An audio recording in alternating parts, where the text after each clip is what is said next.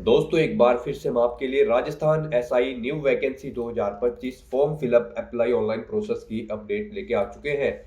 किस तरह से आप RPSC Rajasthan sub inspector SI platoon commander PC post के लिए 1015 वैकेंसी के लिए अपने फॉर्म अप्लाई कर सकते हो। स्टेप बाय स्टेप कंप्लीट जानकारी आपको इस वीडियो में दी जाएगी।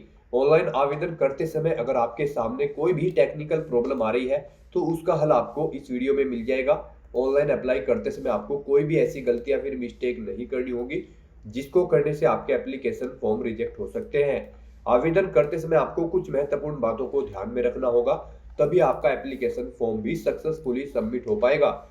अप्लाई करते समय आप अपनी क्वालिफिकेशन की डिटेल किस प्रकार से फिल करोगे, किस तरह से आप अपने डॉक्यूमेंट्स अपलोड करोगे, यहाँ पर फोटोग्राफ सिग्नेचर कैसे और कितने केबी में आपको अपलोड करने होंगे, कैसे आपको यहाँ पर राजस्थान एसएसओ पोर्टल पर अपना रजिस्ट्रेशन करना होगा, फीस पेमेंट करते हुए रजिस्ट्रेशन से लेकर प्रिंट तक आपको किस तरह से अपना फॉर्म अप्लाई कर लेना होगा। पूरी जानकारी के लिए आपको ये वीडियो शुरू से लेके एंड तक बिना स्किप किए हुए देखनी होगी। इस वीडियो को कंप्लीटली देखने पर ही आपके सभी सवाल और डाउट क्लियर होंगे। तो चलिए दोस्तों बिना कोई वक्त गवाए शुरू करते हैं Rajasthan police SI form fill up की पूरी जानकारी। फॉर्म भरने से पहले आपको सबसे पहले हमारी वेबसाइट IND सरकारी नौकरी के इस पेज पर विजिट करना होगा, जिसका लिंक आपको नीचे description plus first comment box में मिल जाएगा। और हमारे इस पेज पर विजिट करके आप यहां से राजस्थान पुलिस एसआई का फॉर्म अप्लाई कर सकते हो। Rajasthan public service commission Rajasthan police department की ओर से सब इंस्पेक्टर प्लाटून कमांडर की पोस्ट निकली हुई है। 1015 वैकेंसीज है। लास्ट डेट ऑनलाइन आवेदन करने की 8 सितंबर 2025 है। लेवल 11 के अंतर्गत सैलरी है। ग्रेजुएट डिग्री से आप अप्लाई कर सकते हो। 20 से 25 वर्ष आयु सीमा है। जनरल बीसी ईबीसी क्रिमिनल के लिए 600 रुपए फीस है। BC EBC WS non criminal के लिए 400 है। SC/ST PWD कैंडिडेट के लिए 400 है, जो कि आप ऑनलाइन मोड में पेमेंट कर सकते हो। सिलेक्शन होगा written exam, physical test, interview, document verification के आधार पे ऑनलाइन अप्लाई कर सकते हो। राजस्थान जॉब लोकेशन है, ऑल इंडिया से ऑनलाइन कर सकते हो। sso.rajasthan.gov.in पोर्टल से इंपोर्टेंट लिंक सेक्शन के अंतर्गत ऑफिशियल नोटिफिकेशन PDF लिंक पर क्लिक करके आप इसकी PDF डाउनलोड कर सकते हो, जिसमें आपको पोस्ट वाइज वैकेंसी की जानकारी मिल जाएगी। एलिजिबिलिटी क्राइटेरिया की डिटेल, इसमें qualification, age limit, age relaxation आपकी क्या रहेगी, क्या आपकी सैलरी की डिटेल है। सिलेक्शन क्राइटेरिया के अंतर्गत एग्जामिनेशन पैटर्न, सिलेबस आपका क्या रहेगा, किस प्रकार से आपको यहाँ पर रजिस्ट्रेशन करते समय अपने डॉक्यूमेंट्स अपलोड करने होंगे, फीस पेमेंट किस प्रकार से करना होगा, पूरी प्रक्रिया आपको यहाँ पर इस वीडियो में मिल जाएगी। तो ऑनलाइन आवेदन करने से पहले आपको नोटिफिकेशन की PDF पूरा पढ़ना अनिवार्य है। इसको पूरा पढ़ने से ही आपके सभी सवाल और डाउट क्लियर होंगे।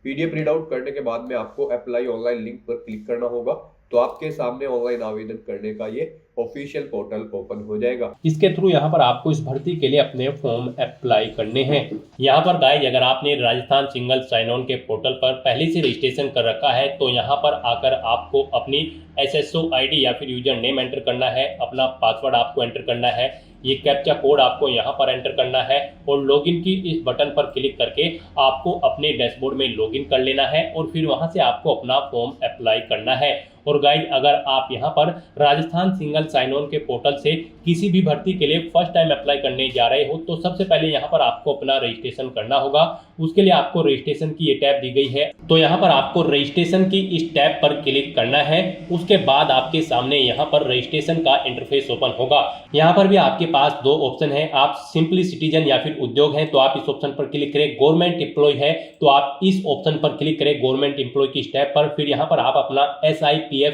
इस ऑप्शन पर क्लिक करें, फिर आप अपना SIPF नंबर एंटर करें, अपना SIPF का पासवर्ड एंटर करें और नेक्स्ट ऑप्शन पर क्लिक करके अपना रजिस्ट्रेशन की आगे की टास्क कंप्लीट कर ले। गाइस यहाँ पर अगर आप सिंपली सिटीजन है तो आपको इस ऑप्शन पर क्लिक करना है। फिर यहाँ पर आपको रजिस्ट्रेशन करने के लिए दो ऑप्शन मिलेंगे, आप यहाँ पर जन आधार और गूगल के थ्रू अपना रजिस्ट्रेशन कर सकते हो। जन आधार के थ्रू केवल राजस्थान रेजिडेंट के कैंडिडेट ही अपना रजिस्ट्रेशन कर सकते हैं और गूगल के थ्रू यहाँ पर राजस्थान के साथ साथ सभी स्टेट के कैंडिडेट अपना वन टाइम रजिस्ट्रेशन कर सकते हैं। तो यहाँ पर आपको गूगल के इस ऑप्शन पर क्लिक करना है। उसके बाद आपके सामने कुछ इस तरह से इंटरफेस ओपन होगा। अब यहाँ पर आपको अपनी जीमेल ID एंटर करनी है और फिर आपको नेक्स्ट के इस ऑप्शन पर क्लिक कर देना है। उसके बाद यहाँ पर आपको कंटिन्यू की स्टेप पर क्लिक करना है। नेक्स्ट आपके सामने कुछ इस तरह से इंटरफेस शो होगा। आपकी ईमेल आईडी के शुरू के कैरेक्टर को यहाँ पर आपका एसएसओ आईडी या फिर यूजर नेम सेट कर दिया गया है एसएसओ की तरफ से। अगर इसमें आप चेंज करना चाहते हैं तो आप अपने अकॉर्डिंग ABCD XYZ कुछ भी आप इसमें चेंज कर सकते हो। और फिर यहाँ पर अगर ये ग्रीन कलर में है तो यानी कि ये यूजर नेम अवेलेबल है, और अगर ये रेड कलर में होगा और यहाँ पर क्रॉस का निशान होगा तो फिर ये अवेलेबल नहीं होगा। आपको उसमें कुछ चेंज करना होगा और अपने अकॉर्डिंग यहाँ पर आपको अपना यूजर नेम सेट कर लेना है। उसके बाद यहाँ पर आपको अपना पासवर्ड एंटर करना है। गाइस यहाँ पर आपका पासवर्ड 8 से 30 कैरेक्टर के बीच में होना चाहिए। यहाँ पर आपको पासवर्ड की गाइडलाइन दी गई है। इस गाइडलाइन के अकॉर्डिंग आपको अपना पासवर्ड यहाँ पर रेडी करना है। आपको कुछ इस फॉर्मेट में अपना पासवर्ड यहाँ पर रेडी करना है। मीन्स आपका पासवर्ड यहाँ पर अल्फा न्यूमेरिक फॉर्मेट में होना चाहिए। आपके पासवर्ड में कम से कम एक अपर केस कैरेक्टर, एक लोअर केस कैरेक्टर, एक इंटीजर नंबर और एक स्पेशल कैरेक्टर जैसे कि @ या फिर डॉलर होना चाहिए। तो इस फॉर्मेट में यहाँ पर आपको अपना पासवर्ड सेट करना है। वही पासवर्ड आपको कंफर्म पासवर्ड फील्ड में एंटर करना है। उसके बाद यहाँ पर आपको अपना मोबाइल नंबर एंटर करना है। फिर आपको इसे नीचे स्क्रॉल डाउन करना है। फिर यहाँ पर आपको अपना मोबाइल नंबर एंटर करना है या फिर ईमेल आईडी एंटर करनी है। और उसके बाद गाइस यहाँ पर आपको रजिस्टर की इस टैब पर क्लिक कर देना है। इस तरह से यहाँ पर आपका रजिस्ट्रेशन सक्सेसफुली कंप्लीट हो जाएगा। आपको एक यूजर आईडी और पासवर्ड आपके रजिस्टर्ड मोबाइल नंबर पर सबमिट कर दिया गया है। आपको उसे केयरफुली नोट डाउन करके रख लेना है फ्यूचर यूज के लिए। और यहाँ पर अब आपको ओके के इस बटन पर क्लिक करना है। नेक्स्ट आपके सामने कुछ इस तरह से इंटरफेस ओपन होगा। गाइस यहाँ पर अब आपको अपनी एसएसओ आईडी या फिर यूजर नेम एंटर करना है। उसके बाद आपको अपना पासवर्ड एंटर करना है जो आपके मोबाइल नंबर पर आया है या फिर आपने जो क्रिएट किया है। उसके बाद आपको ये कैप्चा कोड यहाँ पर एंटर करना है और फिर आपको यहाँ पर लॉगिन की इस टैब पर क्लिक कर देना है। और गाइस यहाँ पर अगर आप अपनी एसएसओ आईडी भूल गए हैं या फिर पासवर्ड भूल गए हैं तो यहाँ पर आप I forget my digital identity SSO ID के सामने क्लिक हियर के इस लिंक पर क्लिक करें और फिर यहाँ पर आप अपनी बेसिक डिटेल्स प्रोवाइड कराते हुए अपनी एसएसओ आईडी गेट कर लें। पासवर्ड भूल चुके हैं तो उसके लिए भी आप क्लिक हियर के इस लिंक पर क्लिक करके अपना पासवर्ड गेट कर सकते हैं। अगर मल्टीपल एसएसओ आईडी है तो आप क्लिक हियर टू मर्ज इस ऑप्शन पर क्लिक करके अपनी एसएसओ आईडी यहाँ पर मर्ज कर सकते हैं। तो बस यहाँ पर अब आपको अपनी यूजर आईडी और पासवर्ड एंटर करके और ये कैप्चा कोड एंटर करके अपने डैशबोर्ड में लॉगिन करना है। नेक्स्ट आपके सामने कुछ इस तरह से इंटरफेस ओपन होगा। गाइस यहाँ पर अब आपको अपनी प्रोफाइल अपडेट करनी है। सबसे पहले यहाँ पर अगर आप अपना फोटो ऐड करना चाहते हैं तो आप इस फोटो पर क्लिक करें। फिर यहाँ पर आप इस फोटो पर क्लिक करें।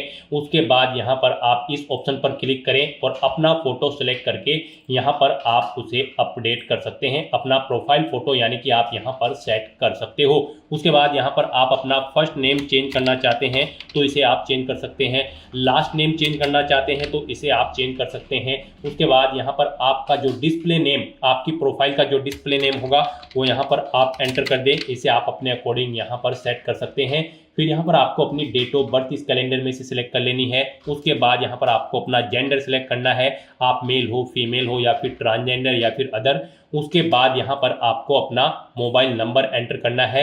यहाँ पर आप इस ऑप्शन पर क्लिक करें, अपना मोबाइल नंबर एंटर करें और फिर आप सेंड ओटीपी ऑप्शन पर क्लिक करें। उसके बाद आपके रजिस्टर्ड मोबाइल नंबर पर एक ओटीपी जाएगा। वो ओटीपी आपको यहाँ पर वेरीफाई करना है। तो यहाँ पर आपको अपना ओटीपी एंटर करना है जो आपके मोबाइल नंबर पर आया है और उसके बाद आपको यहाँ पर वैलिडेट ओटीपी के इस ऑप्शन पर क्लिक करके अपना मोबाइल नंबर यहाँ पर वेरीफाई कर लेना है।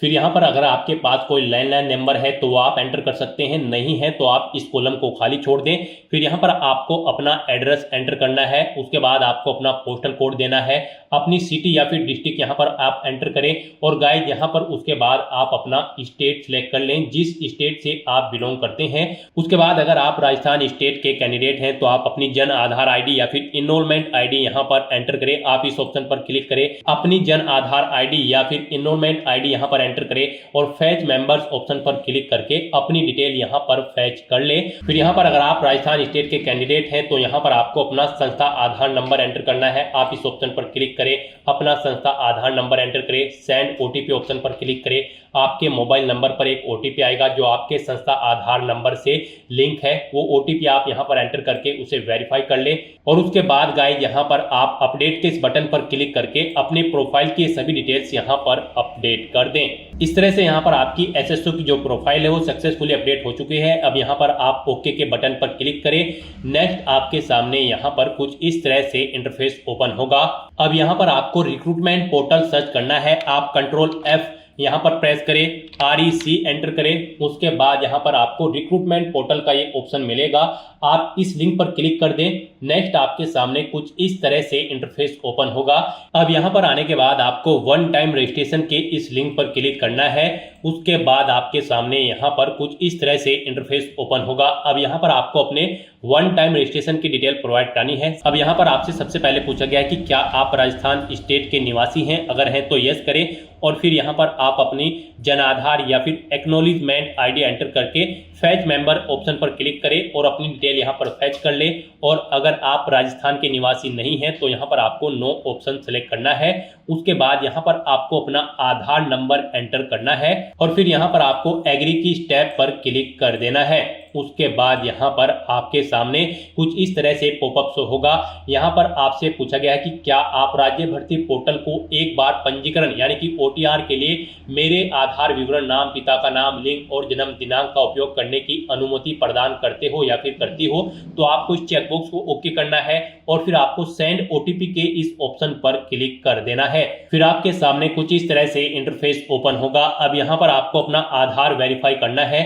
उसके लिए आपको यहाँ पर इस चेकबॉक्स को ओके करना है और फिर आपको OTP भेजें इस ऑप्शन पर क्लिक कर देना है। उसके बाद यहाँ पर आपके रजिस्टर्ड मोबाइल नंबर पर एक OTP आएगा। उस मोबाइल नंबर पर जिससे आपका आधार लिंक है वो OTP आप यहाँ पर एंटर करें और फिर आप प्रमाणीकरण करें इस ऑप्शन पर आप क्लिक कर दें। इस तरह से यहाँ पर आपका आधार वेरीफाई हो जाएगा और आपकी जो डिटेल्स है वो यहाँ पर आपके आधार से फैच करके फिल कर दी गई है, जैसे कि आपका नाम, आपका जेंडर, आपके फादर का नाम, आपकी डेट ऑफ बर्थ। अब यहाँ पर आपको अपना मोबाइल नंबर एंटर करना है और फिर यहाँ पर आपको gate email from SSO profile इस ऑप्शन पर क्लिक करके अपनी ईमेल ID को यहाँ पर फैच कर लेना है। जो आपने रजिस्ट्रेशन टाइम पर अपनी ईमेल ID एंटर की थी वो यहाँ पर फैच होके आ जाएगी। फिर यहाँ पर आपको वेरीफाई OTR आपको इस ऑप्शन पर क्लिक कर देना है। फिर यहाँ पर आपको आपकी डिटेल शो कर दी जाएगी। आपकी डिटेल अगर ओके है तो यहाँ पर अब आप फाइनल सबमिट के इस ऑप्शन पर क्लिक कर दें। उसके बाद आपके रजिस्टर्ड मोबाइल नंबर पर एक OTP आएगा। वो OTP आपको यहाँ पर एंटर करना है और उसके बाद आपको यहाँ पर वेरीफाई OTP के इस ऑप्शन पर क्लिक कर देना है। इस तरह से यहाँ पर आपके वन टाइम रजिस्ट्रेशन की डिटेल सक्सेसफुली सेव हो जाएगी।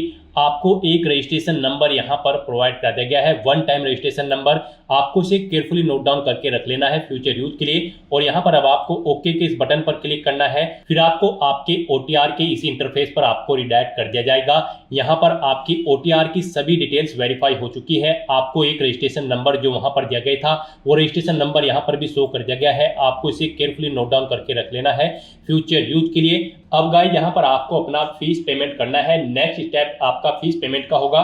उसके लिए आपको यहाँ पर पे फीस की स्टेप पर क्लिक करना है। उसके बाद आपके सामने यहाँ पर कुछ इस तरह से पॉपअप शो होगा। अब यहाँ पर आपसे पूछा गया कि क्या आप राजस्थान स्टेट के कैंडिडेट हैं, अगर हैं तो यस करें और फिर यहाँ पर आप अपनी कैटेगरी सिलेक्ट करें। आप रिजर्व कैटेगरी के अंतर्गत आते हो या फिर अनरिजर्व के, आप अपने अकॉर्डिंग ऑप्शन सेलेक्ट करें। और अगर आप राजस्थान स्टेट के कैंडिडेट नहीं हैं तो यहाँ पर आप नो ऑप्शन सेलेक्ट करें। फिर यहाँ पर केवल अनरिजर्व कैटेगरी कैंडिडेट ही अप्लाई कर सकते हैं अगर आप राजस्थान स्टेट से बाहर के कैंडिडेट हैं।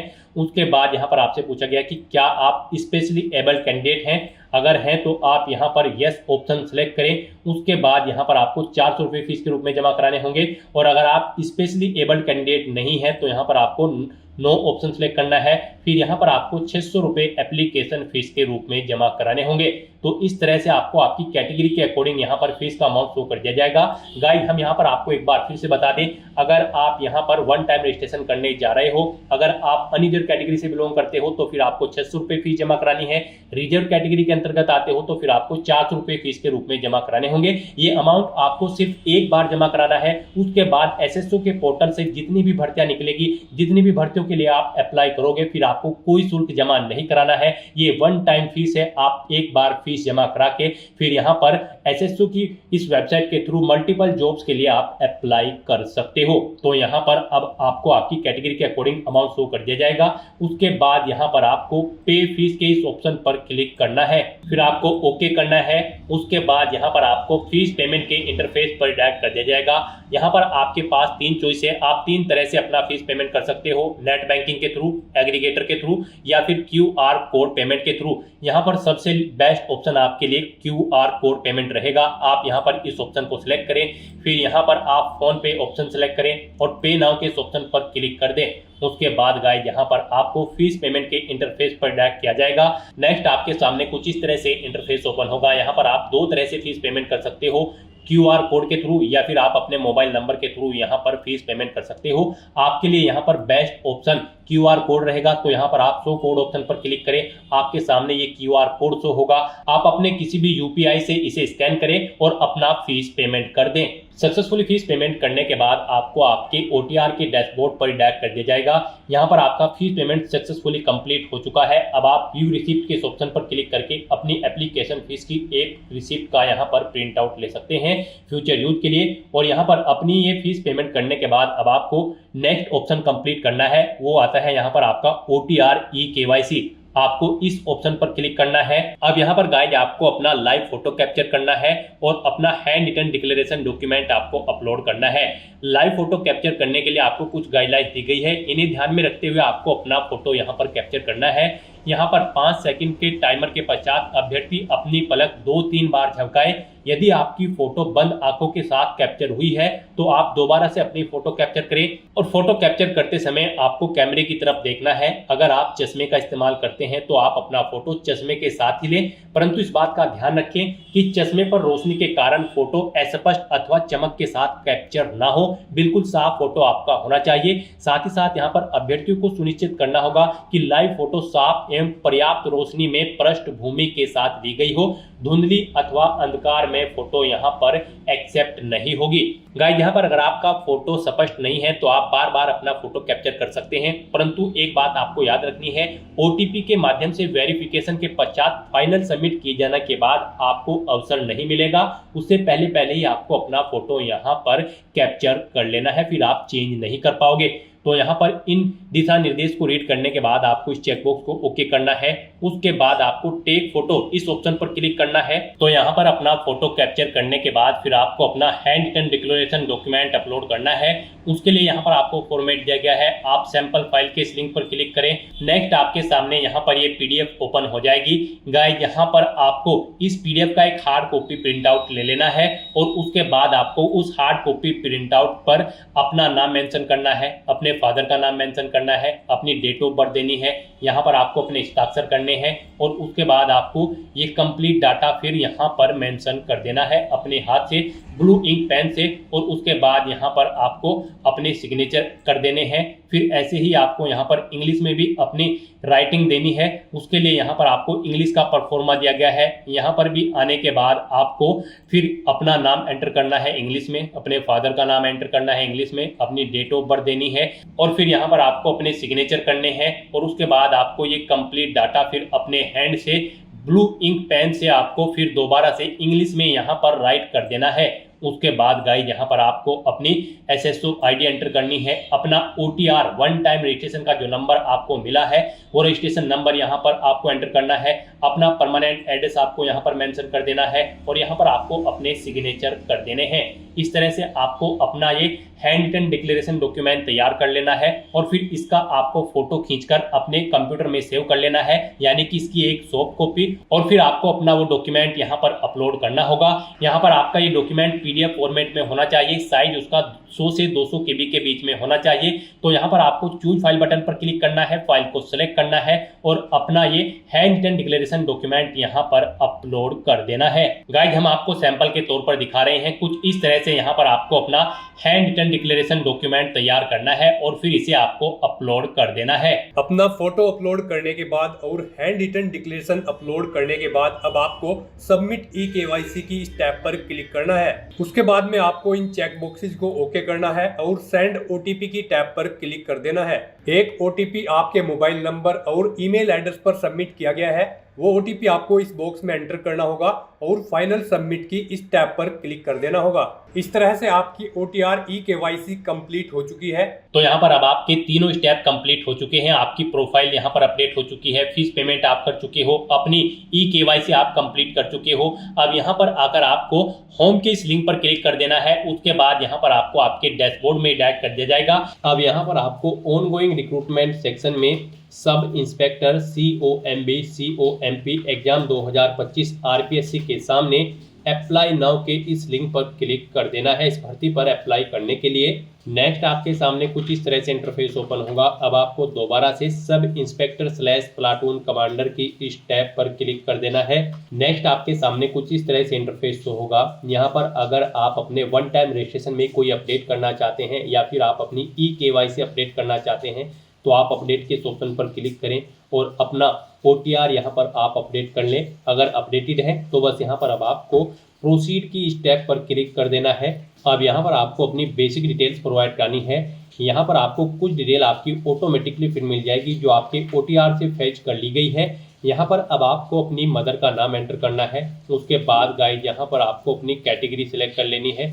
फिर यहाँ पर आपको अपनी बेंचमार्क दिव्यांगजन श्रेणी व्यक्ति अगर आप हैं तो यहाँ पर आप सिलेक्ट कर लें, नहीं है तो यहाँ पर आप नॉट एप्लीकेबल ऑप्शन सिलेक्ट कर लें। उसके बाद यहाँ पर अगर आप दिव्यांगजन उप श्रेणी के अंतर्गत आते हैं तो वो सिलेक्ट करेंगे। यहाँ पर अगर आप दिव्यांगजन श्रेणी सिलेक्ट करते हैं तो फिर आपको उप दिव्यांगजन श्रेणी भी यहाँ पर सिलेक्ट करनी होगी। फिर आपको बताना होगा कि क्या आपको श्रुति लेखक की आवश्यकता होगी एग्जाम में, आप उसका प्रबंध स्वयं करेंगे या फिर विभाग के द्वारा उसका करना होगा। आपको यहाँ पर ऑप्शन सेलेक्ट करना होगा। फिर यहाँ पर आपको अपनी मैरिटल स्टेटस सेलेक्ट कर लेना है, आप मैरिड हो या फिर अनमैरिड। उसके बाद यहाँ पर अगर आप मैरिड हो तो और अगर आपके जीवन साथियों की मृत्यु हो चुकी है तो उसकी तिथि यहाँ पर आपको सिलेक्ट करनी होगी। यहाँ पर आपको अपनी डिटेल देनी होगी मैरिड की। और अगर आप अनमैरिड हो तो फिर आपको ये कॉलम्स यहाँ पर डिसेबल्ड कर दिए जाएंगे। आपको अपने जीवन साथी का नाम भी देना होगा। अगर आप मैरिड हो, नहीं हो तो आपके सामने ये कॉलम यहाँ पर डिसेबल्ड कर दिए जाएंगे। फिर यहाँ पर आपको अपने जीवित बालकों की संख्या देनी है। अगर आप मैरिड है कितने आपके बालक है, नहीं है और आप अनमैरिड भी हैं तो फिर यहाँ पर आपको 00 एंटर कर देना है।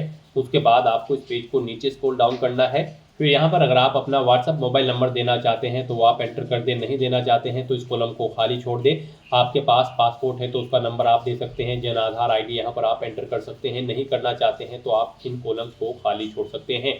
उसके बाद यहाँ पर आपसे पूछा गया है कि क्या आप राजस्थान के अनुसूचित क्षेत्र से संबंधित है। अगर है तो यहाँ पर आप यस करेंगे अगर आप राजस्थान स्टेट से बिलोंग करते होंगे, और अगर आप राजस्थान स्टेट से बाहर के कैंडिडेट हैं तो फिर यहाँ पर आपके सामने केवल नो का ऑप्शन आएगा। अगर आप राजस्थान से बिलोंग करते हैं तो फिर आपके सामने यहाँ पर यस या नो का ऑप्शन शो होगा।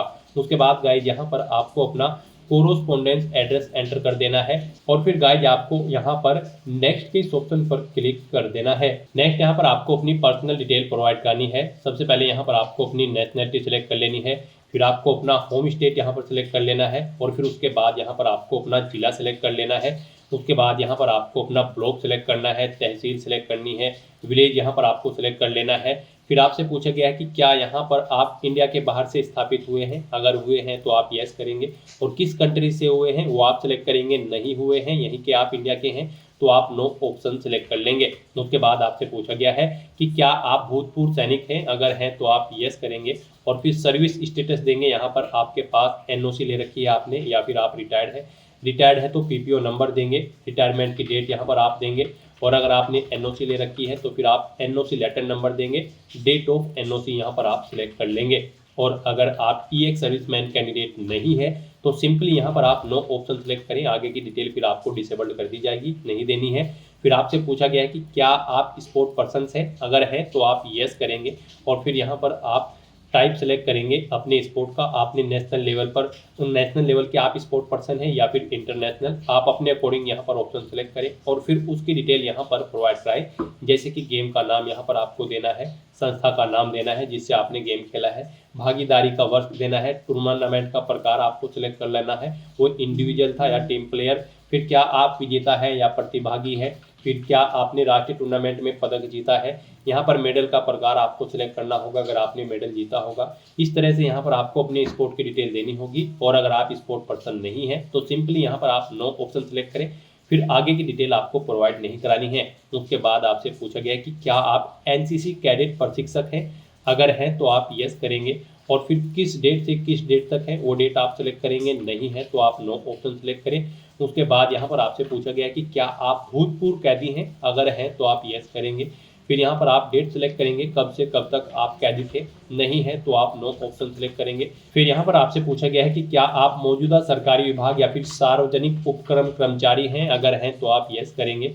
और फिर यहाँ पर आपको बताना होगा किस में आप सर्विस करते हैं, सेंट्रल में या फिर अदर स्टेट में, या फिर राजस्थान स्टेट या फिर राजस्थान स्टेट पंचायत समिति। यहाँ से आप अपने अकॉर्डिंग ऑप्शन सेलेक्ट करें, और नहीं है तो आप नो ऑप्शन सेलेक्ट करेंगे। फिर यहाँ पर अगर आप राजस्थान के गवर्नमेंट एम्प्लॉय हैं तो आपको अपनी सब कैटेगरी यहाँ पर सेलेक्ट करनी होगी, ऑर्गेनाइजेशन का नाम देना होगा जिसमें आप कार्यरत थे, नहीं है तो फिर यहाँ पर आप इन ऑप्शंस को ऐसे ही छोड़ दें। फिर यहाँ पर आपको अपनी पोस्ट डेजिग्नेशन भी देनी होगी, अगर आप यहाँ पर एम्प्लॉय हैं, अपॉइंटमेंट डेट भी देनी होगी, नहीं है तो आप इन कॉलम्स को ऐसे ही खाली छोड़ दें। फिर यहाँ पर आपको अपनी एडिशनल कैटेगरी सेलेक्ट करनी है, अगर आप यहाँ पर रिलीज इमरजेंसी कमीशन से हैं तो इस ऑप्शन को सिलेक्ट करें, रिजर्व आर्मी पर्सनल कैंडिडेट हैं तो आप इस ऑप्शन को क्लिक करें, नहीं है तो इन ऑप्शंस को ऐसे ही खाली छोड़ दें। और फिर गाइस यहाँ पर अपनी सभी डिटेल्स फिल करने के बाद आपको नेक्स्ट के इस ऑप्शन पर क्लिक कर देना है। नेक्स्ट यहाँ पर आपको अपनी एजुकेशनल क्वालिफिकेशन की डिटेल प्रोवाइड करनी है। इसके लिए गाइस यहाँ पर अब आपको सबसे पहले इस चेकबॉक्स को ओके करना है, और फिर यहाँ पर आपको अपनी क्वालिफिकेशन की डिटेल प्रोवाइड करनी है। इस भर्ती में पार्टिसिपेट करने के लिए आपके पास ग्रेजुएट डिग्री होनी चाहिए किसी भी रिलेवेंट डिसिप्लिन के अंतर्गत किसी वेल रिकॉग्नाइज्ड यूनिवर्सिटी से, प्लस यहाँ पर आपको हिंदी रिटर्न देवनागरी स्क्रिप्ट की नॉलेज होनी चाहिए, और राजस्थानी कल्चर की नॉलेज भी आपको होनी चाहिए। तो यहाँ पर क्वालिफिकेशन प्रोवाइड करते हुए सबसे पहले आपको अपनी 10वीं क्लास की डिटेल प्रोवाइड करनी है। यहाँ पर आपको सबसे पहले सब्जेक्ट देने हैं 10वीं क्लास के, जो से सब्जेक्ट आपके पास थे। फिर यहाँ पर आपको अपने बोर्ड का नाम देना है जिससे आपने अपनी 10वीं क्लास पास आउट की है। फिर यहाँ पर आपको अपनी 10वीं क्लास का रोल नंबर एंटर करना है, परीक्षा का परिणाम बताना है, वो सीजीपीए में था, ग्रेड में था या फिर परसेंटेज में। उसके बाद यहाँ पर आपको पासिंग ईयर सेलेक्ट कर लेना है। फिर यहाँ पर आपको बताना है कितने परसेंट मार्क्स यहाँ पर आपने ऑब्टेन किए हैं 10वीं क्लास में। उसके बाद ऐसे ही यहाँ पर आपको अपनी 12वीं क्लास की डिटेल देनी है। यहाँ पर आपको सब्जेक्ट एंटर करने हैं 12वीं के, बोर्ड का नाम देना है जिससे आपने अपनी 12वीं क्लास पास आउट की है, 12वीं का रोल नंबर यहाँ पर आपको एंटर करना है, रिजल्ट बताना है वो आपका सीजीपीए में था, ग्रेड में या फिर परसेंटेज में। फिर आपको पासिंग ईयर सेलेक्ट कर लेना है 12वीं का, उसकी परसेंटेज यहाँ पर आपको देनी है, 12वीं में कितने परसेंट मार्क्स आपने ऑब्टेन किए थे। फिर यहाँ पर आपको अपनी ग्रेजुएशन की डिटेल प्रोवाइड करनी है, या फिर इसके इक्विवेलेंट अगर आपके पास कोई डिग्री है तब भी आप यहाँ पर एलिजिबल हो इस भर्ती में पार्टिसिपेट करने के लिए। तो उसकी डिटेल यहाँ पर अब आपको देनी है ग्रेजुएशन या फिर इसके इक्विवेलेंट डिग्री की। यहाँ पर भी आपको सब्जेक्ट देने हैं, ग्रेजुएशन में आपके पास कौन कौन से सब्जेक्ट थे, फिर किस यूनिवर्सिटी से आपने अपनी ग्रेजुएशन पास आउट की है या फिर विद्यालय से, वो यहाँ पर आपको एंटर करना है। अपना ग्रेजुएशन का रोल नंबर यहाँ पर आपको एंटर करना है, रिजल्ट आपका यहाँ पर सीजीपीए में था, ग्रेड में था या फिर परसेंटेज में, या फिर अवेटेड है, आप फाइनल ईयर में एक्टेड हैं तब भी आप अप्लाई कर सकते हो। आप अपने अकॉर्डिंग ऑप्शन सेलेक्ट करें, और फिर यहाँ पर आप पासिंग ईयर दें, कब आपने अपनी ग्रेजुएशन यहाँ पर पास आउट की है, फिर कितने परसेंट मार्क्स आपने ऑब्टेन किए हैं ग्रेजुएशन में, वो यहाँ पर आप एंटर करें। इस तरह से यहाँ पर आपको अपनी क्वालिफिकेशन की डिटेल प्रोवाइड कर देनी है। उसके बाद अगर आपने पोस्ट ग्रेजुएशन या फिर कोई अन्य क्वालिफिकेशन कर रखी है तो उसकी डिटेल भी आप सेम ऐसे ही यहाँ पर प्रोवाइड कर सकते हैं। फिर यहाँ पर गाइड आपसे पूछा गया है कि क्या आपको वर्किंग एक्सपीरियंस है, अगर है तो आप यस करेंगे, और अपने एक्सपीरियंस की डिटेल आप यहाँ पर प्रोवाइड कर सकते हैं। यहाँ पर आपको एम्प्लॉयर यानी अपना नाम देना होगा, फिर यहाँ पर आपको अपना रजिस्ट्रेशन नंबर एंटर कर देना है, डेजिग्नेशन देनी है, किस पोस्ट पर आप कार्यरत थे, डिपार्टमेंट का नाम देना है जिसमें आप कार्यरत थे, जॉब का नेचर यहाँ पर आपको देना है, कब से कब तक आपने जॉब की है वो डेट आपको सिलेक्ट कर लेनी है। फिर इनके अकॉर्डिंग आपके यहाँ पर वर्किंग एक्सपीरियंस जितना भी होगा ईयर मंथ डेट में वो कैलकुलेट करके आपको शो कर दिया जाएगा। सैलरी आपको देनी है, किस वेतनमान पर आप कार्यरत थे, ग्रेड पे कितना था वो यहाँ पर आपको एंटर कर देना है, और ऐड के ऑप्शन पर क्लिक करके अपने एक्सपीरियंस की डिटेल आपको ऐड कर देनी है। एक से ज़्यादा जगह वर्किंग एक्सपीरियंस है तो दोबारा से आपको अपने एक्सपीरियंस की डिटेल सेम ऐसे ही यहाँ पर ऐड कर देनी है। और गाइड अगर आपको यहाँ पर एक्सपीरियंस नहीं है तो यहाँ पर इस भर्ती में पार्टिसिपेट करने के लिए कोई एक्सपीरियंस रिक्वायर्ड नहीं है। आपको फिर यहाँ पर अपने एक्सपीरियंस की डिटेल प्रोवाइड करने की ज़रूरत नहीं होगी। बस यहाँ पर आपको सिंपली नेक्स्ट के इस ऑप्शन पर क्लिक कर देना है। फिर यहाँ पर आपके सामने ये पॉपअप शो होगा। अब आप इन चेक बॉक्सेस को ओके करें और सेंड ओटीपी के इस ऑप्शन पर क्लिक कर दें। फिर आपके रजिस्टर्ड मोबाइल नंबर और ईमेल आईडी पर एक ओटीपी सबमिट किया गया है, वो ओटीपी आपको यहाँ पर एंटर करना है और वेरीफाई ओटीपी के इस ऑप्शन पर क्लिक करते हुए अपना ओटीपी यहाँ पर वेरीफाई कर लेना है। नेक्स्ट यहाँ पर आपको अपने सिग्नेचर अपलोड करने हैं और लेफ्ट थंब इम्प्रेशन अपलोड करना है। इनके लिए आपको गाइडलाइन दी गई है। यहाँ पर आपके सिग्नेचर और जो लेफ्ट थंब इम्प्रेशन है वो 20 KB से 50 KB के बीच में होने चाहिए। जेपीजी या फिर जेपीईजी फॉर्मेट में आपकी इन फाइल्स का टाइप होना चाहिए। और यहाँ पर आपके अगर ये डॉक्यूमेंट छोटे या बड़े हैं फाइल का साइज, तो आपको क्या करना है, आपको गूगल पर जाना है, इमेज रिसाइजर टाइप करना है, मल्टीपल ऑनलाइन वेबसाइट ओपन होगी, वहाँ पर कोई भी वेबसाइट आप ओपन करें, अपनी फाइल अपलोड करें और दी गई रिक्वायरमेंट के अकॉर्डिंग उसका साइज सेट करके फाइल को डाउनलोड करके उसे यहाँ पर आप अपलोड कर दें। फाइल को अपलोड करने के लिए आपको चूज फाइल के ऑप्शन पर क्लिक करना है, फाइल को सिलेक्ट कर लेना है और 1 बाय 1 करके आपको अपने सिग्नेचर और लेफ्ट थंब इम्प्रेशन यहाँ पर अपलोड कर देने हैं। उसके बाद आपकी बॉडी पर कोई कट या तिल का निशान है तो उस पैलेस का नाम यहाँ पर आपको एंटर कर देना है और फिर गाइड यहाँ पर आपको नेक्स्ट के इस ऑप्शन पर क्लिक कर देना है। नेक्स्ट यहाँ पर आपको अपनी पोस्ट प्रेफरेंस देनी है। यहाँ पर आप जिस पोस्ट को फर्स्ट नंबर पर प्रेफरेंस देना चाहते हैं उसे फर्स्ट नंबर पर सिलेक्ट करें। जैसे कि अगर आप यहाँ पर सब इंस्पेक्टर आईबी को फर्स्ट नंबर पर प्रेफरेंस देना चाहते हैं तो इसे आप सिलेक्ट करें। फिर आप जिसे सेकंड और थर्ड पर प्रेफरेंस देना चाहते हैं उसे क्रम से आप सेकंड और थर्ड पर यहाँ पर सिलेक्ट करें। इस तरह से यहाँ पर आपको अपनी पोस्ट प्रेफरेंस दे देनी है और फिर गाइड आपको यहाँ पर नेक्स्ट के इस ऑप्शन पर क्लिक कर देना है। नेक्स्ट आपको आपके एप्लीकेशन फॉर्म का पूरा प्रीव्यू शो कर दिया गया है। यहाँ पर पीछे जो अब तक आपने डिटेल प्रोवाइड कराई है उसका पूरा प्रीव्यू आपको शो कर दिया गया है। आपको सभी डिटेल केयरफुली चेकआउट करनी है। पेज को नीचे स्क्रॉल डाउन करना है, डिक्लेरेशन सेक्शन में इस चेक बॉक्स को ओके करना है। कहीं पर कोई मिस्टेक है तो आप अपडेट बटन पर क्लिक करके अपडेट कर सकते हैं, नहीं तो गाइड यहाँ पर अब आपको फाइनल सबमिट के इस ऑप्शन पर क्लिक कर देना है। नेक्स्ट आपके सामने ये पॉपअप शो होगा। अब आपको दोबारा से इस चेकबॉक्स को ओके करना है और सेंड ओटीपी के इस ऑप्शन पर क्लिक कर देना है। फिर यहाँ पर आपके रजिस्टर्ड मोबाइल नंबर और ईमेल आईडी पर एक ओटीपी आया होगा, वो ओटीपी आपको यहाँ पर एंटर करना है और वेरीफाई ओटीपी के इस ऑप्शन पर क्लिक कर देना है। इस तरह से यहाँ पर आपका एप्लीकेशन फॉर्म सक्सेसफुली सबमिट हो चुका है। अब आपको यहाँ पर प्रिंटर के इस ऑप्शन पर क्लिक करके अपने एप्लीकेशन फॉर्म का एक हार्ड कॉपी प्रिंट आउट ले लेना है फ्यूचर यूज के लिए, फ्यूचर रेफरेंस के लिए। और आप अपने डैशबोर्ड में जाकर भी अपने एप्लीकेशन फॉर्म का स्टेटस चेकआउट कर सकते हो कि वो सक्सेसफुली सबमिट हो चुका है या फिर नहीं। उसके लिए यहाँ पर अब आपको माई रिक्रूटमेंट के इस लिंक पर क्लिक करना है और अपने डैशबोर्ड में जाकर चेकआउट कर लेना है कि आपका एप्लीकेशन फॉर्म सक्सेसफुली सबमिट हो चुका है या फिर नहीं। तो दोस्तों ऐसे आप अपना RPSC Rajasthan sub inspector platoon commander की इस भर्ती के लिए फॉर्म अप्लाई कर सकते हो बिना कोई मिस्टेक किए हुए, स्टेप बाय स्टेप। आज की इस वीडियो में बस इतना ही। आई होप ये वीडियो आपको पसंद आई होगी। अगर पसंद आई हो तो इसे लाइक और शेयर करें। चैनल पर नए हो तो इसे सब्सक्राइब कर लें। Thanks for watching.